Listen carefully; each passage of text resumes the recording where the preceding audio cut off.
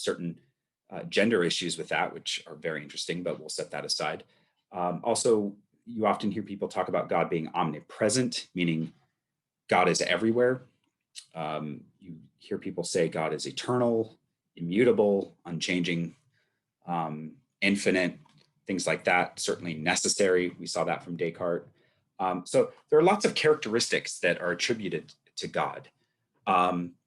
And especially with these three, this one in particular with the problem of evil is going to be an issue for critics of theistic belief, as well as this one, omniscience, because typically most theists want to maintain that God is omniscient, but that humans have free will.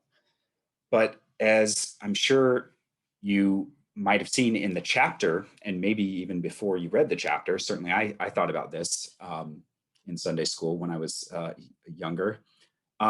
If God knows what's going to happen, how are my choices free, right? Because if somebody knows the future, can we really say, or how do we make sense of the fact that somebody would know what's going to happen and have that choice be free on my part, right? So this is the problem of divine foreknowledge, that if God knows all, then how can we make sense of free will, right? So lots of issues here. I'm just kind of summing them up, but certainly with these three characteristics, many philosophers have challenged these attributes of God.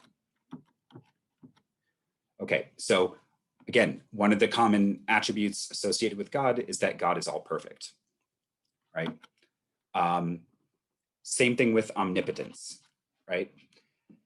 So if God is all powerful, is God able to do anything at all, right? That's has been a big philosophical question. Descartes famously answers that yes, God is able to do anything at all, even violating logical truths. So you might have seen in the reading and the media things, the other media, things like, can God create a stone so heavy that they couldn't lift it? Well, I mean, that depends on who you ask. If you ask Descartes, God is able to violate logical truths because God wrote the logical truths. So that's one answer. Other people answer no. It is the ability to do whatever is not the same thing as the logically impossible, right? So different people answer this question in different ways. In either case, it refers to God's maximal power, right? What God is able to do.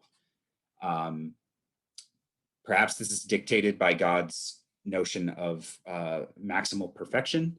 That's one way to frame it.